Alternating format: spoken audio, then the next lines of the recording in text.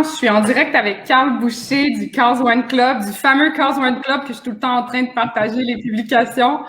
Vraiment contente d'être avec toi. Merci d'avoir accepté mon invitation. Un beau bonjour à toi, puis un beau bonjour à tout le monde de la belle province de Québec. C'est le fun, Oui. une fois de temps en temps, d'être capable de partager en français. Exactement. Tu fais souvent tes dégustations dans les deux langues, mais c'est sûr que 100% français, c'est le fun pour les membres du Québec qui parlent pas anglais. Absolument. Génial. Donc, dites-nous ce que vous avez, si vous avez un verre de rosé ou autre chose entre les mains. On va déguster 3 vins rosés de Pondview Vineyards et de Bellaterra. C'est 2 domaines qui appartiennent à Pondview Vineyards dans la vallée du Niagara en Ontario.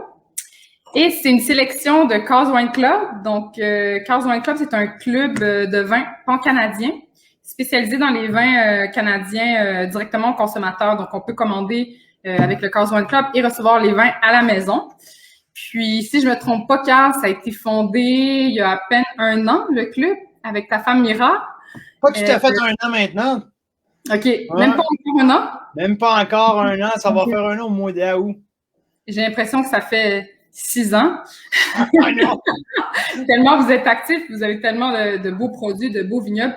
Écoute, quand tu m'as parlé de ton projet, je suis tombée en amour avec le projet. Je trouve ça fantastique. Tu sais que je suis une amatrice de vins canadiens, de vins de l'Ontario, de Colombie-Britannique, du Québec, Nova Scotia, etc. Puis, c'est vraiment une offre qu'on n'avait pas au Canada d'avoir autant de vins disponibles directement livrés chez le consommateur. Fait que chapeau pour l'idée, c'est absolument génial. Vous avez combien de vignobles en ce moment dont vous faites des packages avec le club? Là, présentement, on fait c'est hebdomadaire. Donc, à tous les semaines, on fait on représente un différent vignoble à tous les semaines. Des fois, on y va avec 2 par semaine quand on fait une offre exclusive pour juste la fin de semaine. Ça est arrivé 2 fois dans les quelques derniers mois. Okay. Quand on a commencé l'an passé, on voulait y aller à 2 fois par mois, bimensuel, mais je pense que la demande était trop grande, c'était trop le fun. On a eu beaucoup de vignobles qui ont voulu voulu faire partie de ça tout de suite en partant. Donc, on a décidé, je pense que c'était au mois de novembre l'an dernier, d'y aller à tous les semaines. Et puis, disons, c'est beaucoup plus de travail, mais c'est tellement gratifiant qu'à toutes les semames, tu parles avec un nouveau vignoble, tu apprends une nouvelle histoire parce que, tu sais, derrière tous ces bons vins-là qu'on déguste, il y a une histoire de passion, juste des raisins, la vigne, la production, tu sais, des belles histoires derrière tout ça. Donc, à toutes les semaines, on change de région, on change de sous-région, on change d'histoire. Donc,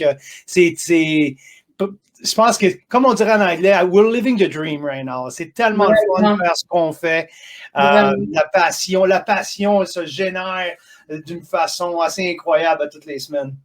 C'est fou, justement, l'intérêt des vins canadiens qui grandit de plus en plus au Canada. C'est incroyable. Vraiment, là. Ben, parce que moi, quand j'avais été engagé par WestJet en 2015, écoute, après 20 ans avoir travaillé avec les vins internationaux, uniquement, je faisais partie du groupe de gens qui disaient, voyons les vins canadiens, voyons les vins canadiens. C'est overpriced aussi, il y a pas de bonne valeur, ils sont pas super bons. Quand j'ai commencé à travailler avec WestJet, mon premier mandat était de redémarrer le programme de vin en entier. Et puis, on a tout sorti de tout ce qu'il y avait du vieux programme. Puis, ma mission numéro 1 était de trouver les meilleurs vins canadiens possibles. Puis, c'est là que j'ai été en contact avec les vins canadiens pour la première fois. Puis, j'ai été absolument sur le dos de voir combien, que ce soit de l'Ontario, que ce soit de la Colombie-Britannique, que ce soit de la Nouvelle-Écosse. C'est à ce moment-là que j'avais été en contact avec Benjamin Bridge de la Nouvelle-Écosse. Et puis, j'étais absolument époustouflé de la qualité des vignobles canadiens. Et puis, à ce moment-là, j'avais une compagnie de consultation avec un partenaire d'affaires ici en Alberta. Et il y a 2 ans, quand j'ai allé à Proncé, je voulais essayer d'inclure beaucoup plus de vins canadiens. Il était réticent. C'est là que j'ai décidé de me retirer et puis de commencer, d'essayer de trouver un modèle qui touchait uniquement les vins canadiens parce que je croyais très, très, très, c'était vraiment là une passion, puis je voulais vraiment commencer à être la voix des vins canadiens. Et puis, j'ai trouvé la meilleure business partner. C'est vraiment génial. Oui, ta femme, Mira, qui est exceptionnelle, qui travaille en e-commerce. Tu peux pas être mieux. On peut pas demander mieux, en fait. On a un sommelier expert en vin. On a Mira qui est experte en e-commerce. C'est vraiment wow. Ouais, c'est le meilleur setup qu'on aurait pu jamais pouvoir imaginer. Puis là, maintenant, qu'est-ce qu'on fait? On déménage la famille d'Alberta en Colombie-Britannique, à Kelowna, pas plus tard que la semaine prochaine. Fait qu'on on déménage dans le domaine, exactement dans la mecque des vins, puis on va pouvoir être là pour apporter plus de contenu à toutes les semaines, plus d'entrevues, plus de visites virtuelles de vignobles. Donc, c'est le potentiel avec qu'est-ce qu'on vit présentement, avec le changement culturel également, parce que les habitudes d'achat des consommateurs ont changé drastiquement dans les 15 derniers mois. Puis, il n'y aura pas un retour aux anciennes méthodes complètement. Les méthodes qui sont développées maintenant sont là pour rester.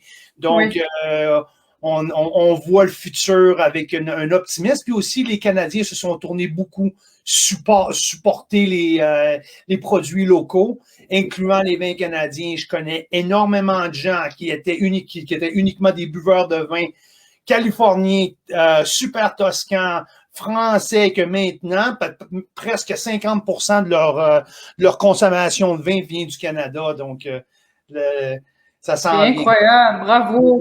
C'est une mission. Je suis en mission, absolument, je suis en mission. Ouais. On partage la même mission, génial. Écoute, il y a beaucoup de choses qui ont changé depuis qu'on se connaît. Ça fait presque 10 ans ou 15 ans, je pense. Ça va faire 15 ans. Qui ne connaissent pas l'histoire, on a travaillé ensemble à l'hôtel Le Germain à Montréal. Donc, au restaurant Laurie Raphaël à l'époque. Je ne sais plus combien de temps t'es resté, mais je pense presque quelques mois, un an qu'on s'est côtoyé. Presque un an. Je pense que c'était 8 mois avant que j'aille à Bromont au manoir Saint-Sauveur. Wow. J'allais faire un court séjour. Il était en restructuration là-bas. Puis il y avait des consultants en restauration après que M. Varin soit décédé. La famille voulait complètement rebâtir l'équipe. Donc, j'avais été là-bas pour une couple de mois avant de revenir en Alberta. Mais c'est là qu'on s'est rencontrés. Mais c'était une belle expérience parce que Laurie Raphaël, on avait une très, très belle table, une belle équipe, un beau programme des vins. Déjà des vins canadiens à l'époque, des vins québécois canadiens, des cidres. Donc, il y avait quand même une belle offre, mais pas autant qu'aujourd'hui quand même. Je crois que dans les 10 dernières années, c'est fou comment le domaine de la restauration, en dehors des régions viticoles, parce que c'est Niagara, la Colombie-Britannique, la vallée d'Okanagan ont toujours été centrés sur leurs produits, mais en dehors de ça, si on parle des grands centres, on parle de Montréal, on parle de Toronto et Vancouver, la scène de la restauration a évolué énormément au point de vue des vins canadiens. Beaucoup plus qu'il l'était quand on était ensemble à Montréal. Oui. Le problème, c'est la disponibilité des produits. Là. On s'en ira pas vers le sujet de la SAQ, mais... je vais peut-être me faire arrêter à soir. On va rester sage. Il y a pas beaucoup de choix sur les tablettes. Mais de plus en plus, c'est ça, on sent l'engouement des gens, la curiosité des gens, puis justement l'intérêt d'encourager local. Donc ça, c'est vraiment le fun. Puis il y a tellement de beaux produits. Donc, ce soir, on va déguster Pondview et Latéral, 3 vins rosés.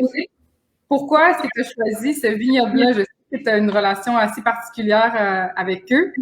Peux-tu nous parler un peu du domaine, comment ils travaillent, c'est quoi leur philosophie? C'est tellement une belle histoire. Premièrement, j'ai commencé à travailler avec eux tout de suite après Noël, on a commencé à parler du potentiel, qu'est-ce qu'on pourrait faire avec le club. Et puis, ils sont très avant-gardistes. La façon que leur structure, eux, au domaine, il y a Lou. Lou Puglisi, c'est la 2e génération. Les parents de Lou ont immigré de la Sicile au début des années 70. Et puis, comme tous les immigrants, ils se sont établis à Toronto. Puis à peu près comme tout le monde, ils ont décidé l'été d'après de s'être établis. Lou était tout petit. Et puis, ils ont décidé d'aller faire un tour aux chutes Niagara, comme pas mal tout le monde, à leur premier été ou dans leur premier temps dans l'Ontario. Ils veulent aller voir les chutes Niagara. En revenant après leur fin de semaine à Niagara, ils ont pris le mauvais tournant. Et puis, au lieu de prendre le chemin pour retourner à Toronto, ils se sont perdus dans les terres de Niagara-on-the-Lake. Puis, ça leur a rappelé beaucoup, beaucoup la terre natale de la Sicile, les terres agricoles, les terres d'arbres à fruits, les terres agricoles. Donc, en revenant, ils ont décidé que c'était là qu'ils voulaient élever leur enfant, puis peut-être de recréer la scène familiale de Sicile. Donc, Lou a grandi. Puis la première idée, ça, c'est quand il y a eu les premières licences d'agriculture, de vin pour les... je crois que... je me souviens plus c'était qui les premiers en Ontario à recevoir leur licence, mais ça l'arrivait à ce moment-là, en 72, 73, 74. Donc, le père de Lou a planté tout de suite des raisins commerciaux, des raisins de Vitis vinifera. C'était pas des raisins de table. Et puis, son but était de bâtir des champs de vignes où c'est il serait un agriculteur. Il n'y avait aucun plan de faire de vin. C'était seulement de devenir un grape grower. Donc, Lou a grandi là-dedans. Et puis, écoute, là, ils ont planté les vignes, le Bellaterra Vineyard. Le Vineyard Bellaterra a été planté en 1974. Donc là, maintenant, c'est un vignoble de 30, on parle de 36 ans ou quelque chose comme ça. Laisse-moi faire les maths, là. 25, 35. C'est un vignoble de 40 ans. Donc, on parle de raisins matures, on parle de raisins qui donnent du jus extrêmement concentré, de belle qualité. C'est des vignes dans leur potentiel incroyable. Donc, Lou a grandi là et puis les parents se sont retirés. Puis là, Lou, c'est Lou qui est propriétaire. En 2008, Lou a gagné le King Grape Grower de Niagara. Donc, c'est je dirais, le award le plus distingué pour les grape growers. OK? Les vignerons, mais ils ne faisaient pas de vin à ce niveau-là. À l'année d'après qu'il ait gagné, ils ont décidé, puis il a dit, bon, écoute, si je fais un petit peu comme tout le monde quand ils réalisent qu'ils font des raisins de tellement de grande qualité, puis que ceux qui achètent leurs raisins commencent à gagner des concours internationaux. Bon, mais là, ils se disent, bon, ben, moi aussi, je suis capable d'en faire du vin. Donc, ils ont engagé un Italien, Fred. Fred est embarqué avec eux autres, avec Lou dans l'aventure. Et puis, ils ont Marcel Morgensen, qui est un Allemand. Marcel, lui, c'est un gars qui est dans le commerce. Marcel, c'est un vendeur. Fait qu'est-ce qu'ils ont fait? Lou est propriétaire avec Marcel et Lou, et Marcel et Fred. Lou, il vend pas de vin. Lou, il s'occupe de la terre. Fred s'occupe pas de la terre, il s'occupe pas de vendre le raisin, il s'occupe pas de vendre le vin, il s'occupe de faire le vin. Marcel, il s'occupe de rien dans le champ, il s'occupe pas il s'occupe de vendre le vin. Fait que tout le monde a un petit peu leur intérêt financier dans le vignoble, mais tout le monde focus sur leur partie. Fait que c'est intéressant de voir un petit peu la dynamique. Tout chacun a leur partie, leur spécialité. Et puis, comme un exemple, leur 2017 Chardonnay ont gagné la médaille d'or au Chardonnay du monde. Wow. Donc, on s'entend, il a été classé comme un des 10 meilleurs Chardonnays au monde. 100% des fruits provient du Bellaterra Vineyard.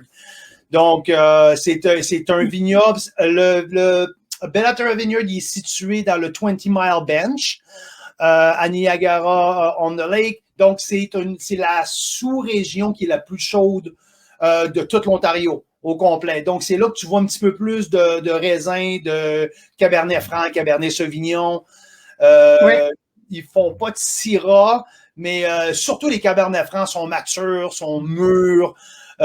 Donc, ils font du Cabernet Franc incroyable. Ils font des très, très, très bons Merlots, des bons Pinot Noirs. Le Bellaterra, en fait, c'est parce que c'est la situation géographique des vignes, les deux domaines. Donc, Pondview, qui serait Niagara on the Lake et Bellaterra, Niagara Escarpment. C'est un petit peu pour différencier l'entrée de gamme et le haut de gamme. Pondview est le nom du domaine qui a été bâti en arrière de la petite du petit lac, donc la vue du petit lac. C'était plus pour les entrées de gamme. Des vins entre 18 et 22 dollars ou entre 20 et 25 dollars. Puis Bellaterra était plus pour les vins les vins un petit peu plus premium, là, de 25 à 40 dollars dans le temps. Là, ça va jusqu'à 50. Mais c'était plus pour différencier les gammes. Ensuite, quand Marcel est venu comme actionnaire, ils ont aussi acheté plus de vignobles. Et puis là, ils ont parti aussi Burnship Bay. Burnship Bay, c'est une troisième brand qui focus un petit peu plus sur les vins de gamme abordable. OK, mais quand même, 25 $, c'est déjà abordable, mais si c'est encore moins cher que ça va être génial. Exactement, mais c'est plus des vins de volume, là, Burnship Bay, qui vont plus être focusés sur les LCBO, là, sur les magasins de l'Ontario. OK, super. Puis qu'est-ce qu'on a ici dans nos trois rosés? C'est le Pondview 2019 et le 2020. Le pourquoi, le 2020, comme tu sais, l'année 2020 est une très, très, très grande année en Ontario. Oui. Et puis, il leur reste un petit peu de 2019 en inventaire. Je voulais vraiment que les gens comparent la fraîcheur de 2019 et la pureté du fruit de 2020. C'était très, très intéressant d'avoir les deux vintages dans le même paquet. Puis les bulles, pour moi, les bulles étaient tellement fraîches puis tellement représentatives du 20 Mile Bench que je voulais vraiment là, mettre une autre option dans le paquet. Donc, on organisé un package 100% rosé, on a mis ça. Pour le printemps, c'était juste parfait. Moi, j'adore le rosé. Et j'adore les rosés de Cap-Franc, un peu comme la vallée de la Loire en France. Ça donne vraiment des beaux rosés de repas de gastronomie qui ont de la texture. J'ai vraiment hâte de déguster. Donc, est-ce qu'on commence par les bulles ou tu préfères commencer avec les vins tranquilles? Je pense qu'on prend. Je sais pas si tu serais d'accord. Moi, je commencerai avec les bulles. Donc, on peut faire ensuite le side-by-side, le 2019 à côté du 2020 pour les Cabernet Franc. J'espérais que tu dises ça. Ça paraît pas, mais je peux pratiquer ton vocabulaire. Je n'ai pas le droit de prononcer des mots en anglais. Je te dis que je me force. Mais non, c'est vraiment la deuxième nature, là. Mais c'est pas évident. Quand j'ai travaillé dans la vallée d'Okanagan, chez Black Hills, entre autres, tous les jours, je dégustais puis je parlais des vins, je décrivais les vins en anglais. Quand il arrivait avec des clients québécois ou même français de la France, j'avais plus de vocabulaire, je savais plus comment parler des vins. Fait que c'est normal. Surtout parler des vins. Quand je parle avec mes parents ou avec ma famille au Québec, la conversation, c'est facile. T'sais, des fois, il y a des phrases en anglais qui sortent dans le milieu, mais c'est facile. Mais quand ça devient vin au comté professionnel, là, il faut vraiment que j'y pense à l'avance puis pour m'assurer que parce que c'est vraiment l'instinct qui sort. Mais je suis content d'être ici, par exemple. C'est le fun d'être capable de connecter avec les Québécois parce que il y a tellement de demandes au Québec. C'est la partie du club qu'on voit avec la plus grande croissance. En ce moment, le Québec grossit plus vite que n'importe quelle autre province dans le club. C'est vraiment intéressant. Puis écoute, moi, je mets ça sur la faute de la SAQ. On ne commencera pas sur le dossier. Mais c'est vrai parce que la demande est grande de vins canadiens, puis qu'est-ce qu'ils offrent sur les étagères, c'est complètement ridicule. C'est complètement ridicule l'offre de qu'est-ce qu'ils offrent aux clients. Il n'y a pas beaucoup de choix, c'est sûr. Donc. Je vais regarder qui est avec nous. On a mon amie Marie-Hélène, qui est aussi une consommatrice de vin canadien. On a Stéphanie Payan, Diane qui dit super intéressant. Mon ami Max Maquet. Génial. C'est Diane qui que t'as vu? Diane Maltais. C'est ma mère! C'est vrai? C'est ma maman! Ils sont tombés en amour avec les produits de Pondview Bellaterra. Je pense que ça fait 4 commandes qui passent au vignoble. Wow! Ouais, Génial. ouais. Donc, la superbe étiquette de Bella Terra, Sparkling Rosé. Donc, ben là, puis, l'assemblage est super intéressant. C'est bon pour ceux qui sont habitués de prendre un petit peu plus les vins des vins de l'Ouest canadien. C'est un assemblage que tu vois pratiquement jamais dans l'Ouest canadien. 85% de Vidal, OK. puis 15% de Merlot. Wow. Mais le Vidal il ramasse le raisin, je dirais, peut-être un mois avant la récolte régulière du début d'octobre. Donc, les raisins de Vidal pour le sparkling sont désignés à l'avance et puis sont ramassés en début ou au milieu septembre, presque un mois avant la récolte régulière. Ça sent vraiment bon. Un beau nez de cerise, un petit peu de melon d'eau. Il n'y a pas là, de barbe à papa, là, le sucré des fois que moi j'ai du Vidal. Le Vidal a tellement une belle acidité quand il est récolté à l'avance. Ça donne un vin qui est super vif. Puis il y a une énergie, les bulles sont bien faites. Oui, absolument. Mais moi, j'ai beaucoup de fraises. C'est très, très fruité comme nez. Oui.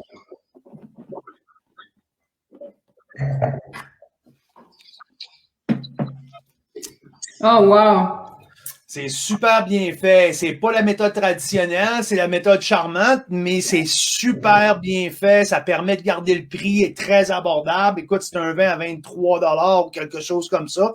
Ça donne une qualité de vin super belle. La fraîcheur, pour moi, là, qu'est-ce qui me revient? Puis il y a un petit peu là, de camberge à la fin qui donne une petite amertume plaisante. Mais écoute, si tu m'avais pas dit que c'était en méthode charmante, pour ceux qui savent pas, c'est la méthode en cuve close comme le Prosecco, en fait. J'aurais peut-être pensé méthode traditionnelle, il y a une explosion en bouche, une acidité très, très droite. On a une belle bulle crémeuse. J'adore le fait qu'il y a beaucoup d'acidité puis qu'il y a du fruit, parce que justement, c'est pas trop lourd. Des fois, dans les rosés, c'est un peu sucré, puis on goûte juste justement le côté bonbon, là. Ben, surtout avec le Vidal, tu sais, si le Vidal est pas bien managé, voilà, un beau mot en anglais. Mais c'est ça, si le Vidal est pas bien managé, c'est là que tu deviens, là, je l'appelle la barbe à papa, le cotton candy, que c'est pas pour moi, tu sais, c'est complètement à l'opposé de qu'est-ce que je recherche. Puis surtout au printemps, quand le but de faire l'offre qu'on faisait, c'était vraiment d'attirer les amateurs de rosé au printemps. Et puis, ça va à l'encontre de qu'est-ce que cette bulle-là nous donne. C'est une fraîcheur incroyable. Puis les agencements mets 20 que tu peux faire avec ces bulles-là sont presque illimités. Les charcuteries, les pâtés, même les poissons. Puis tout ce qui se fait sur le barbecue, le poulet sur le barbecue, il y a une versatilité qui est super impressionnante.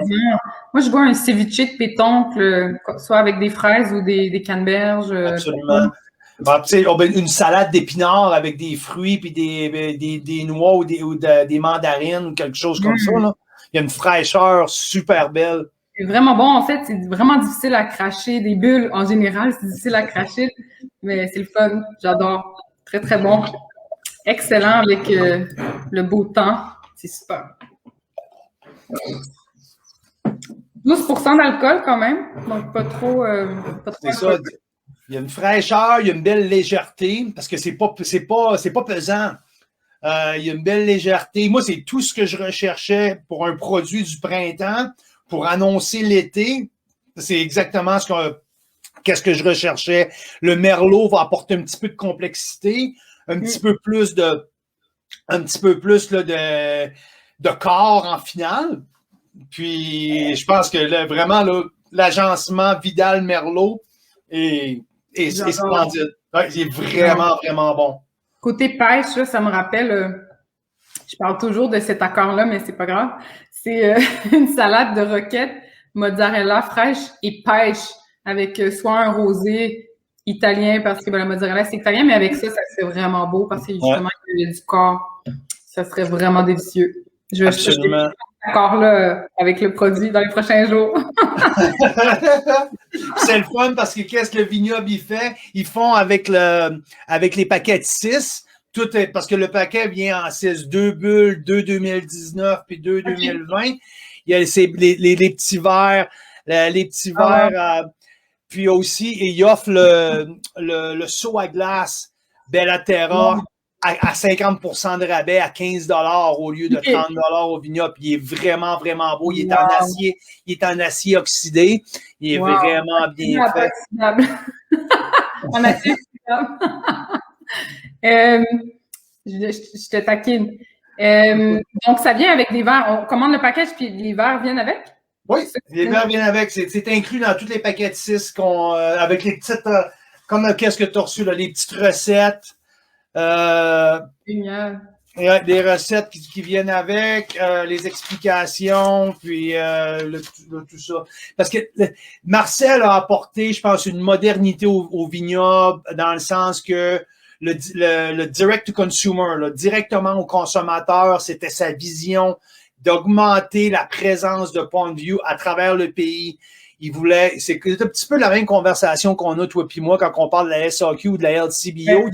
Il est pas mal dans la même gang que nous autres de dire, écoute, c'est un régime qui est complètement archaïque présentement. Tu sais, on est rendu en 2021, ça devrait plus être comme ça. On devrait ne pas pouvoir exporter dans notre propre pays, d'avoir des restrictions de ce genre-là, ça fait pas de sens, rendu où qu'on est rendu dans une économie de marché, ça fait pas de sens. Anyway, Marcel avait sa vision était d'être partout au pays sans avoir besoin de faire affaire avec des agences de distribution pour aller uniquement dans les sociétés d'État. Donc, qu'est-ce qu'ils font, eux? C'est pour ça qu'ils font beaucoup là, de la marchandise, là, les seaux à glace, les masques, les verres. Ils ont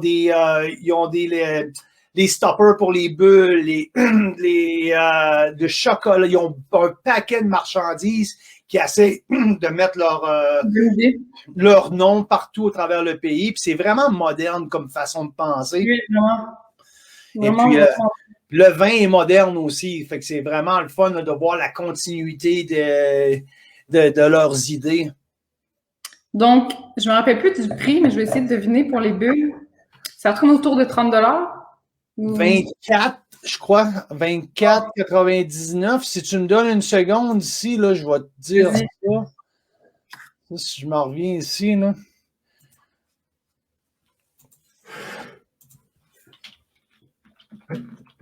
Parce que nous, c'est le paquet revient à 129 pour les 6 bouteilles, mais c'est incluant la taxe et le shipping partout au pays. C'est le même prix si tu commandes ton paquet de la Nouvelle-Écosse ou de Vancouver.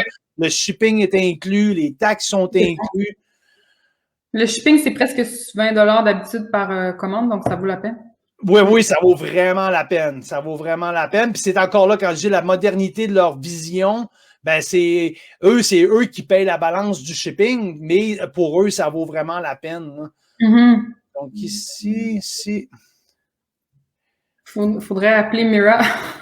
Oui, exactement. Bon, je l'ai ici. Là. Ça doit pas être... Le 24,95. Wow. C'est un bon rapport qualité-prix. Je pense que oui. Tu sais, si tu le compares, on vient de parler de Charma, la méthode en queue fermée.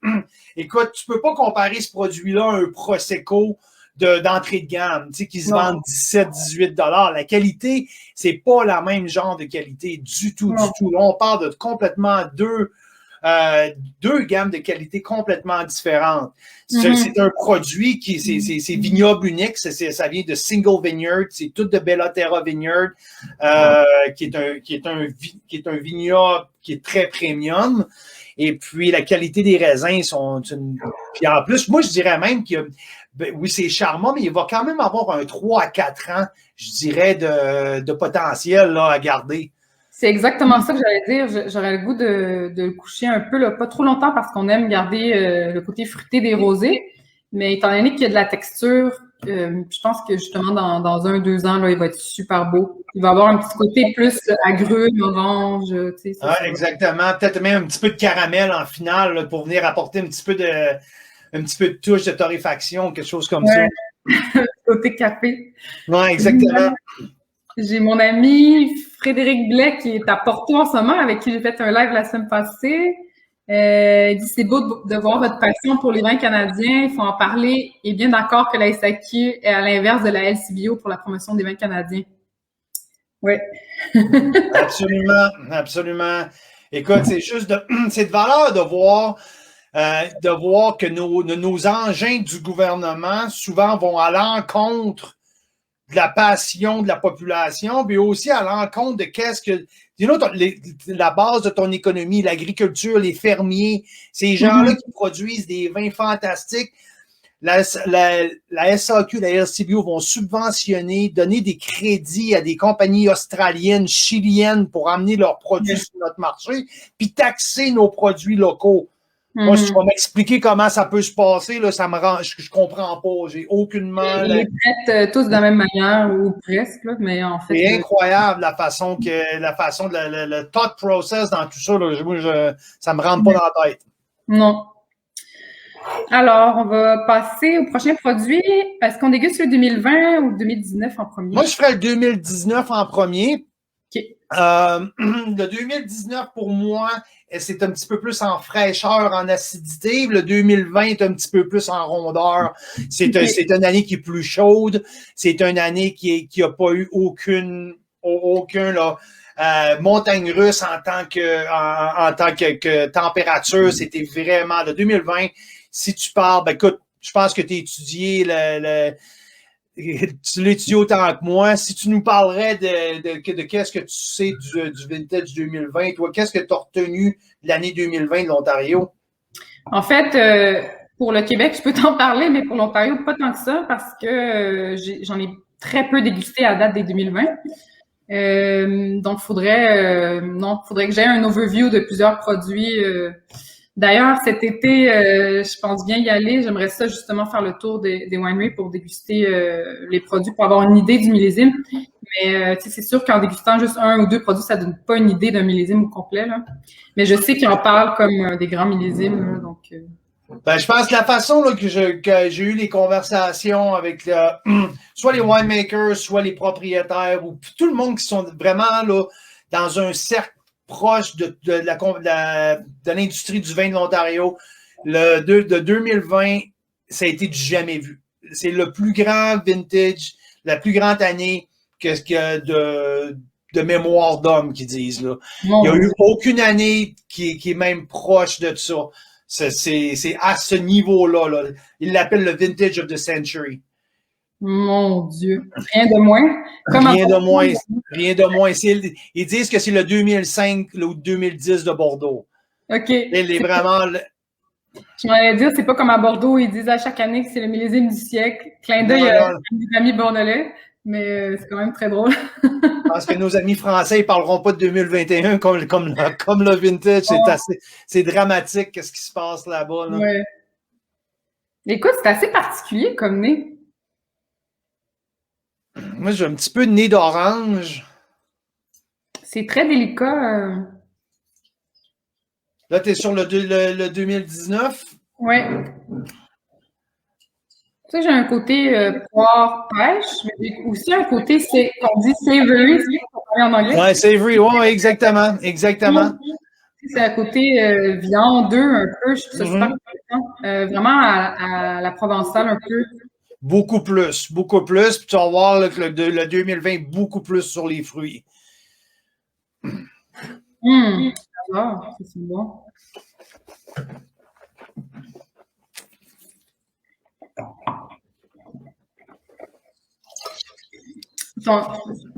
On est timé dans notre dégustation.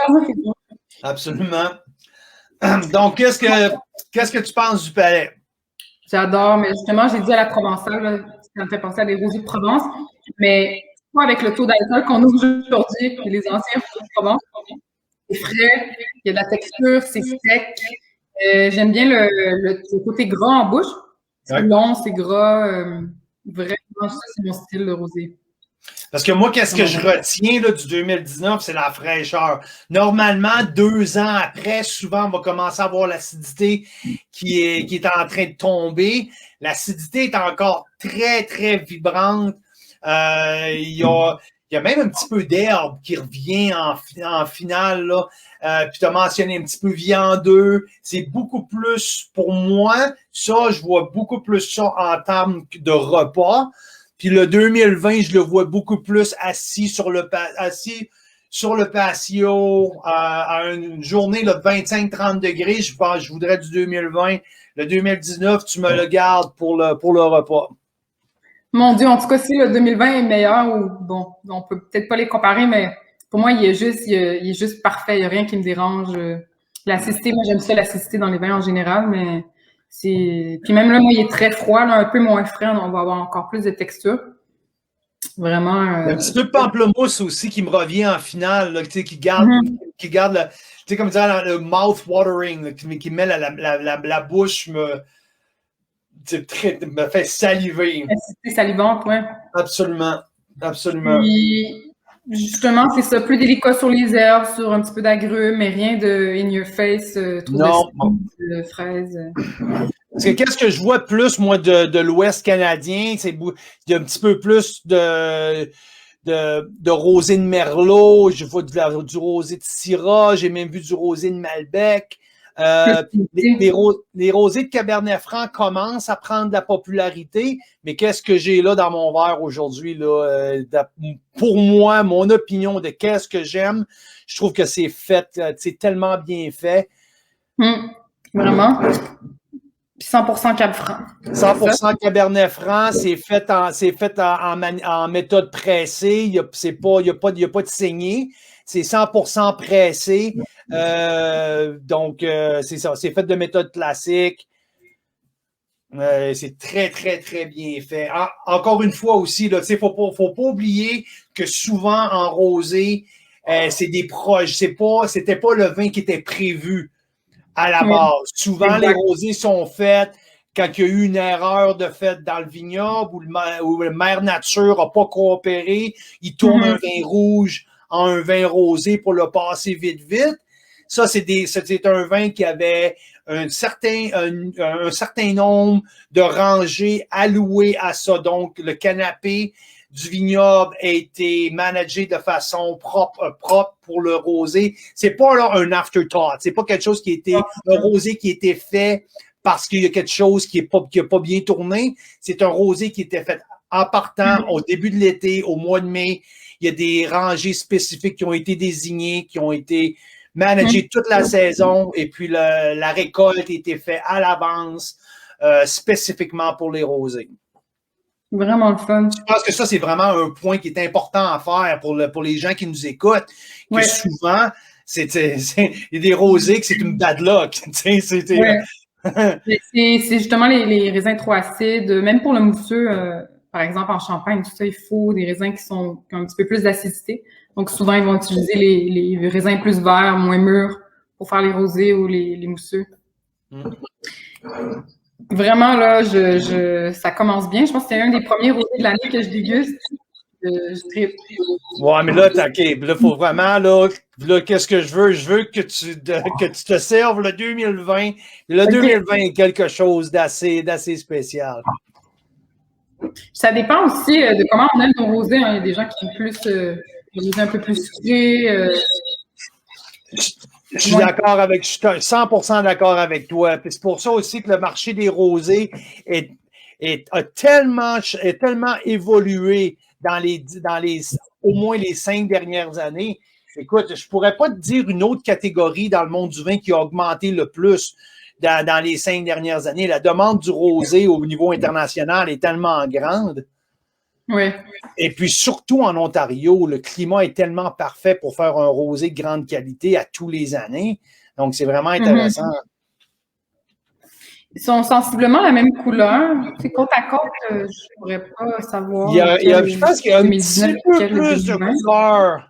Une petite affaire plus de couleur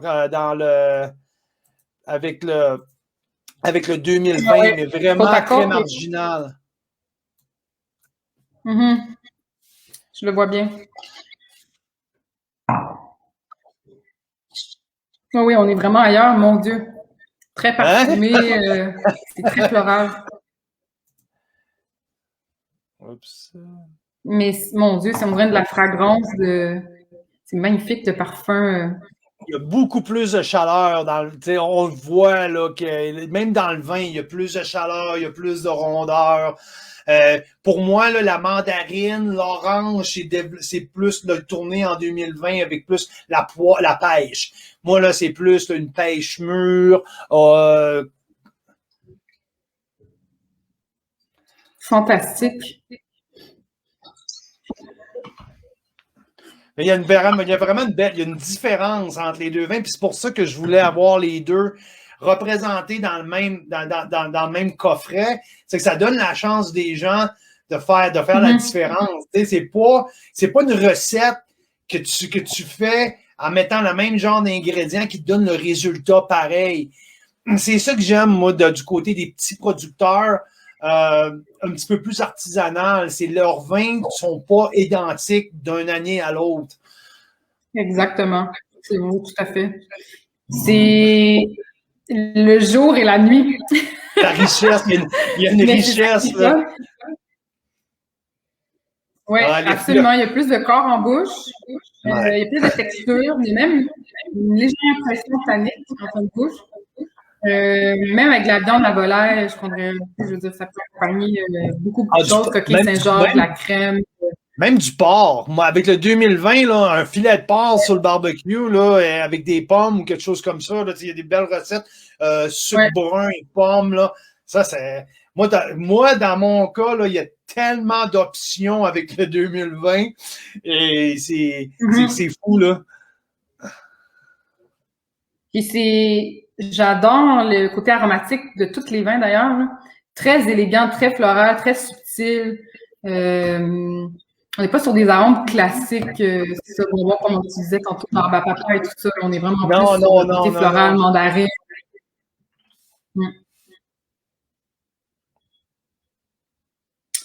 Puis le Cap Franc, c'est ça, ça donne toujours des très beaux rosés. Des rosés de garde, comme on appelle, là, qui peuvent garder 2 ans, 3 ans, 4 ans en cave. Ah, ça, facilement. 3 ans, facile. Et puis ça va être intéressant aussi de voir l'évolution de la façon que le vin va évoluer. Comme tu viens de mentionner, sachant que c'est un Cabernet Franc, il y a des belles notes qui peuvent sortir de ça là, après 2 ans de vieillissement. Vraiment. J'aimerais ça savoir, pour ceux qui sont avec nous, si vous buvez du rosé à l'année ou c'est juste saisonnier, juste quand il fait chaud, l'été, printemps.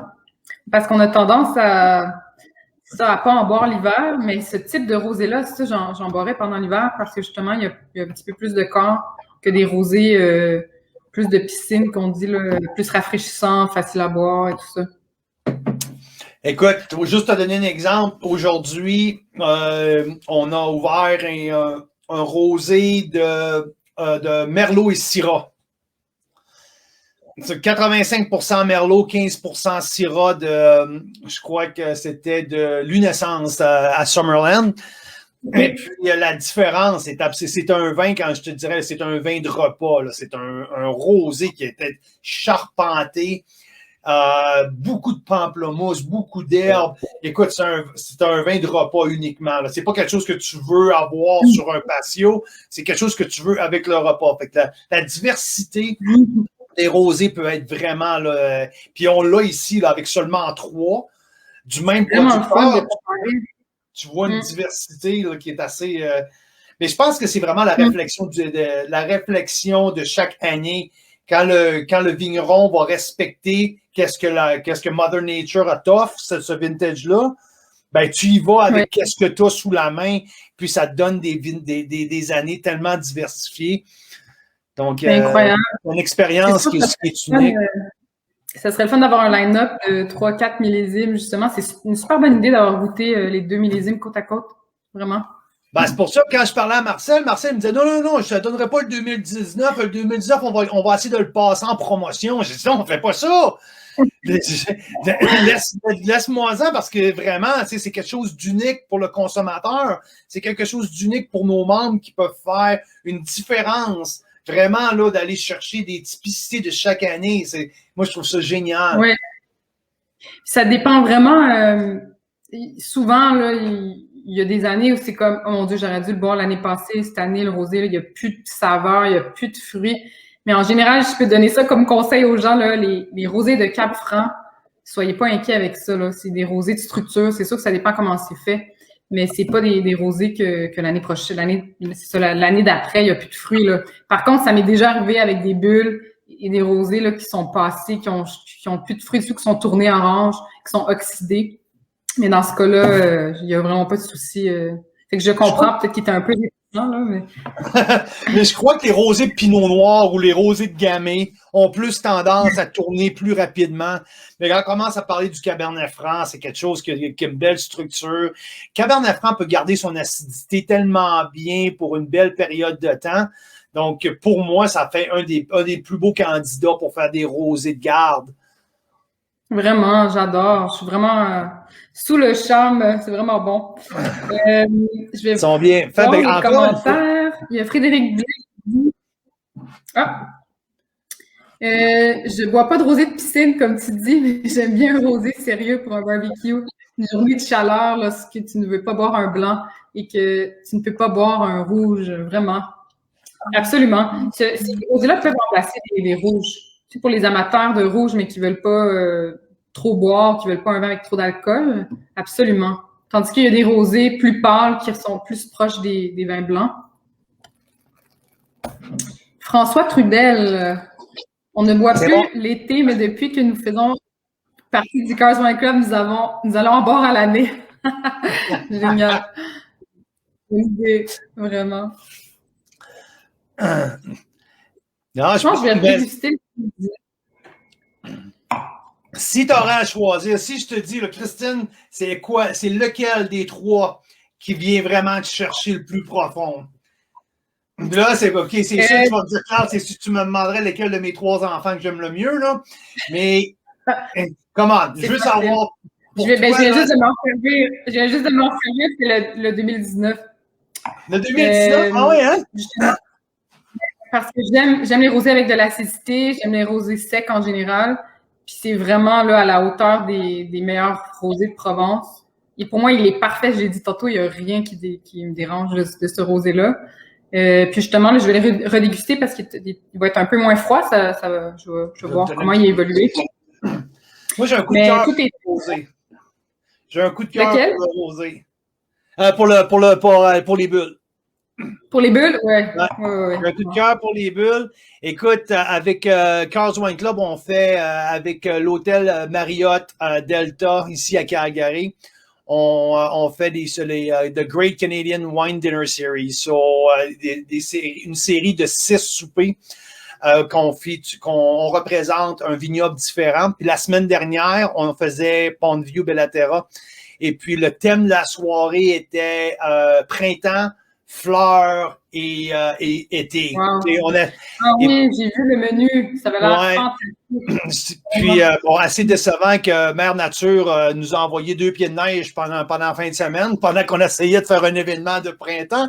Mais en tout cas, il y a des choses que tu ne peux pas contrôler. Hein?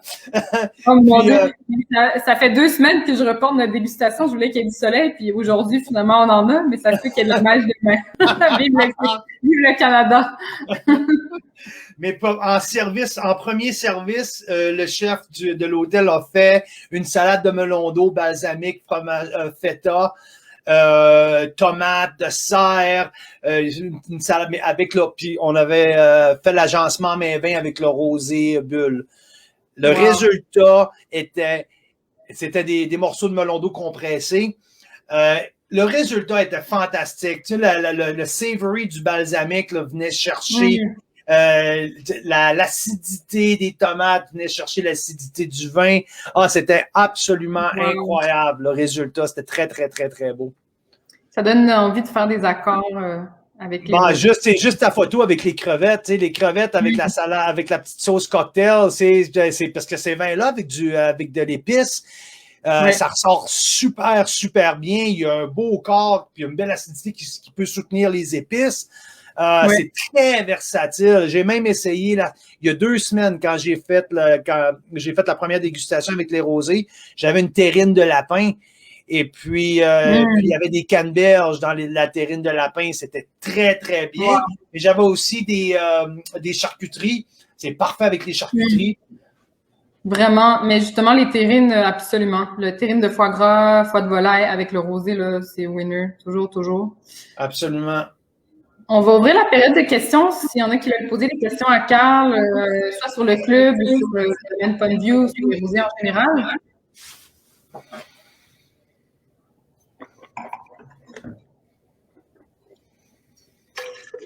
Ah ouais, 2019 all the way. Ah ouais, hein? Et tu sais, c'est quand même rare là, qu'on voit des rosés de 2 ans que vraiment là, quasiment entre leur période. Absolument. Il y a des producteurs, ça revient un peu à la mode. Ici, en tout cas au Québec, je ne sais pas, en Ontario, les rosés vieillis en fût, comme ça se faisait à l'époque avant en France. Pas trop, parce qu'on veut pas de côté vanille et tout ça, mais ça ajoute justement de la complexité, de la rondeur, puis le potentiel de vieillissement. Je trouve que c'est super intéressant pour les rosés. Ouais, ben c'est ce que j'avais là aujourd'hui quand j'ai pris le Merlot Syrah. Il a été vieilli en fût neutre, là, un fût de 3-4 ans. Mais tu le vois, là, ça donne du corps. Puis même, là, ça vient juste d'être mis au marché. Puis je pense que ça devrait attendre un autre 6 mois parce qu'il y avait de l'austérité. Puis c'est rare, tu sais. Normalement, un rosé, ça s'ouvre. Mais comme tu dis, je crois qu'il y a une nouvelle mode là, qui est en train de... Même aussi les cuves de ciment qui apportent une différente dimension aussi, sont en train de travailler là, de ramener les anciennes modes en nouvelles modes.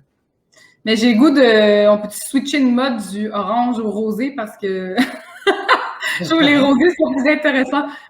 Pas que les oranges, c'est pas intéressant, mais bon, moi, ça reste dans les catégories du vin blanc avec de la texture, là, des vins blancs qui sont plus corsés. Mais comme les vins de macération, les vins blancs de macération, les rosés peuvent être bu à l'année, là, c'est juste que ça dépend comment ils sont travaillés. Ouais. C'est quoi ton impression, les vins blancs, les vins oranges? Penses-tu que ça va durer? Parce que là c'est la folie présentement. Là.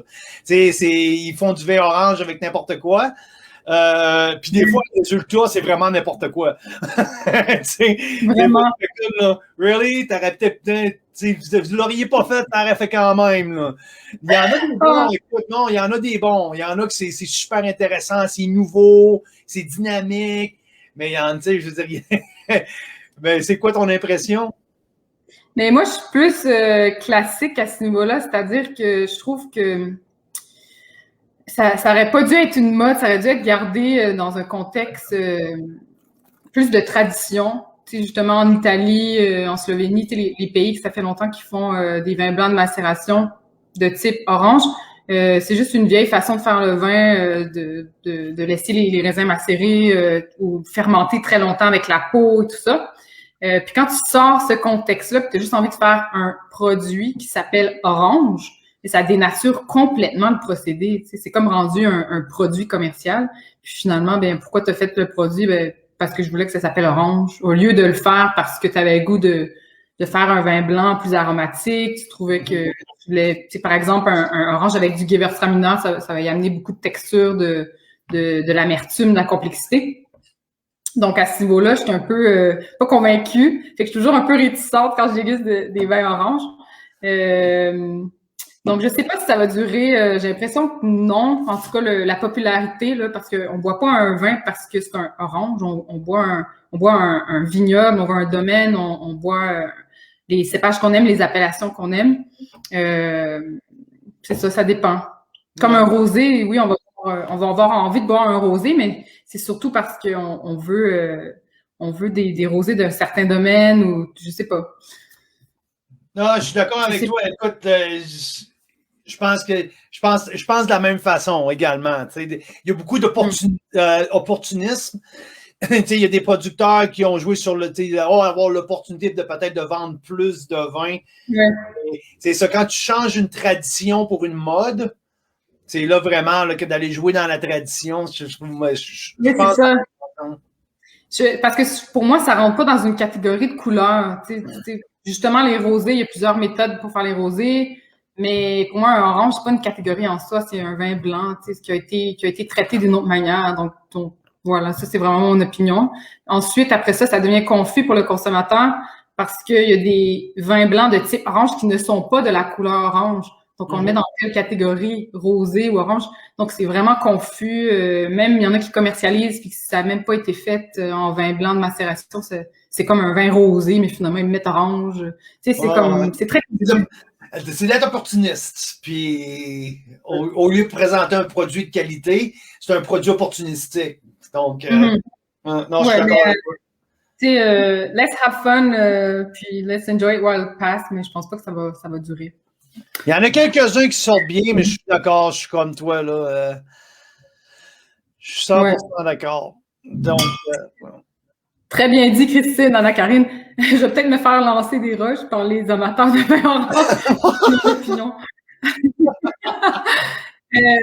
Frédéric Blais, parlons de température de rosé. Vraiment bonne idée. On sert un rosé à quelle température? Comme un blanc ou entre blanc et rouge? Super bonne question, Fred. Qu'est-ce que t'en penses, Carl? Ben là, écoute, on a trois rosés en avant de nous, OK? Le rosé de bulle, je te dirais, pour moi, c'est très important de le servir à un froid. Pour moi, les bulles, les bulles blanches du rosé, ça change pas le fait que ça doivent d'être plus froides. Ça, c'est mon opinion personnelle. Quand on tombe sur le rosé still, je te dirais, je le sers pas. Et encore là, ça dépend toujours de l'occasion. Si c'est seulement pour le patio en après-midi quand il fait chaud, ben j'ai pas le problème à l'avoir très froid. Mais si c'est pour le repas, ben je le veux pas à la même température qu'un Sauvignon blanc. Pour moi, ça vient ruiner vraiment les typicités, les choses qui sont cachées. J'aime vraiment avoir le full spectrum des saveurs. Donc, je l'aime, je te dirais, entre un rouge bien frais, je te dirais la même température de service qu'un gamay, probablement. C'est là que j'irais, moi, pour un rosé de repas. Mais si on parle d'un après-midi à 30 degrés, backyard, quand il fait bien chaud, ça ne me dérange pas d'avoir le rosé, une température de Sauvignon blanc nouveau-zélandais. Là. Donc, pour moi, c'est ma vision. J'aime ça que tu nommes des types de cépages de vins spécifiques pour les températures, c'est une bonne idée. C'est quand tu dis 12 degrés, la personne, tu sais, les gens ils te regardent, 12 degrés, c'est... c'est quoi? Alors non, non. J'ai le thermomètre dans mon doigt, moi. C'est ça.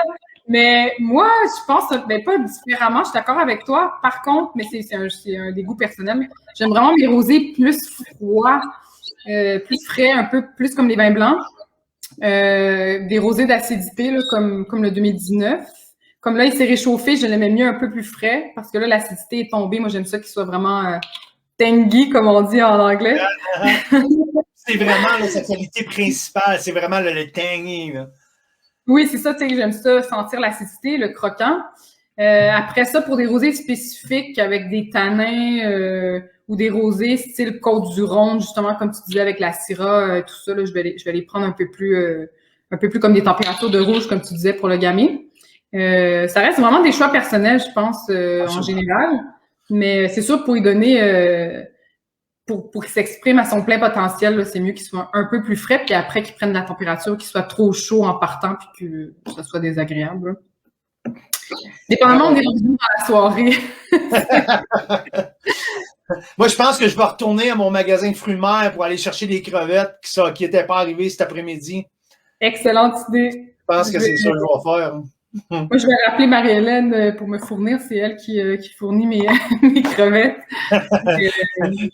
Ta dealer de crevettes. Exact. À chaque année, mais c'est la deuxième année qu'on le fait. On en achète vraiment en gros, puis on partage ça. Avec le crabe aussi, ça serait fantastique. Avec une petite mayonnaise épicée. Oh oui, absolument. Non, je pense que c'est un très, très beau paquet. Je pense pour 130 là, 130 tout inclus. Souvent, bon, mais quand il y a beaucoup de clubs à l'extérieur qui offrent bon, tu as un prix, mais après, quand tu as fini de payer le shipping, les taxes, bon, ça revient 30-40 de plus. Donc, ça change beaucoup, tu sais. Ouais. Mais à 130, tout inclus, livré chez vous, à la porte chez vous, pour 3 différents vins, c'est super intéressant. C'est vraiment rapide aussi, la livraison, là, dépendamment de où ça arrive, mais d'Ontario, 3 jours, je pense. Ils ont un service incroyable. Écoute, leur équipe est tellement efficace. Moi, je leur envoie le rapport à tous les jours, puis eux autres, ils shippent à tous les jours. Tous les jours, il y a le directeur du shipping, là, il s'en va porter tout ça tout dépendant à quelle compagnie de shipping, parce qu'ils font affaire avec 3 différents, dépendamment où vous demeurez, mais le service est fantastique. Là. On a même vu la semaine dernière 4 jours de la commande jusqu'à Victoria sur l'île de Vancouver. 4 jours. Wow. C'est assez fantastique, là. Vraiment. Génial. Donc, si les gens veulent commander, est-ce qu'il faut être membre ou on s'inscrit sur votre site Internet? C'est gratuit. Écoute, pour être membre du Carl's Wine Club, c'est gratuit. Il n'y a pas de préachat, il n'y a pas de minimum d'achat par année. C'est gratuit. En rentrant membre, vous recevez nos informations à tous les semaines. Tous les semaines, vous recevez dans votre comme en email nos offres de la semaine. Et puis, ouais, et non, vous n'avez pas besoin d'être. Ben, le lien ici aussi, j'ai mis le lien là, vous pouvez le commander. Et en le commandant, ben, on va vous envoyer nos informations également. Donc, c'est génial, mais la fête des mères s'en vient. Parfait. Puis on espère que le beau temps va rester, puis il va faire de plus en plus chaud. Absolument. Je redéguste le mousseux, là. Non, moi, ça, c'est mon verre de mousseux. Là. Il y a vraiment des arômes d'orange qui ressortent. Tu vois, un peu plus chaud, il est encore meilleur. Vraiment bon. Délicieux. J'ai vraiment hâte d'aller visiter le domaine sur place, sûrement cet été, bientôt.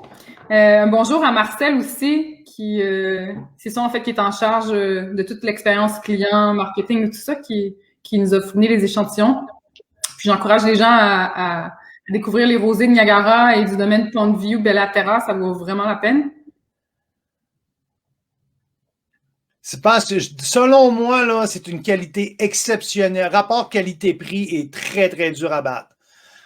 Très dur à battre. Puis il y a une belle typicité du terroir également.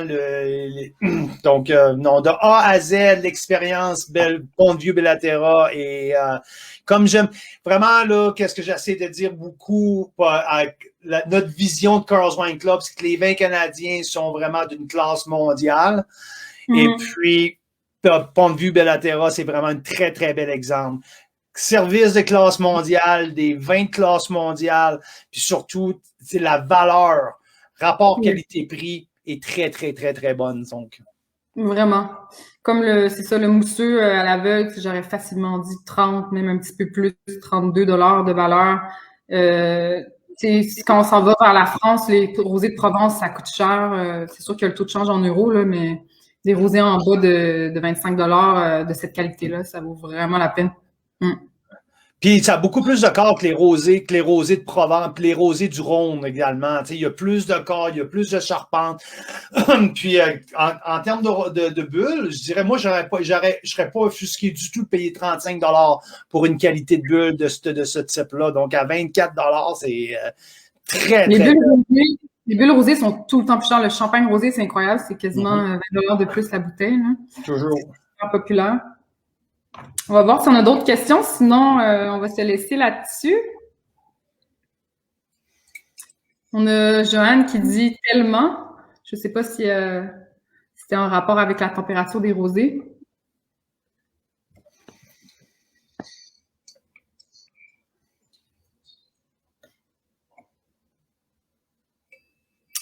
Super, on va se laisser là-dessus. Merci beaucoup, Carl. Un gros merci de m'avoir reçu. C'est super le fun qu'on puisse connecter et qu'on puisse être capable de parler de vin, de parler de notre passion ensemble aux Québécois. Donc, un gros merci de m'avoir reçu, Christine. C'est vraiment fun. Merci, Carl. Merci pour la belle sélection. Merci à Mira et toi pour tout ce que vous faites, pour tous les super beaux domaines que vous présentez. Puis, on reste à l'affût des prochaines offres. Puis, on se connecte bientôt pour une prochaine dégustation de vin canadien. Merci beaucoup. Passez une bonne soirée. Bonne soirée, Carl. Merci. Bye-bye. Merci d'avoir été là. Merci beaucoup.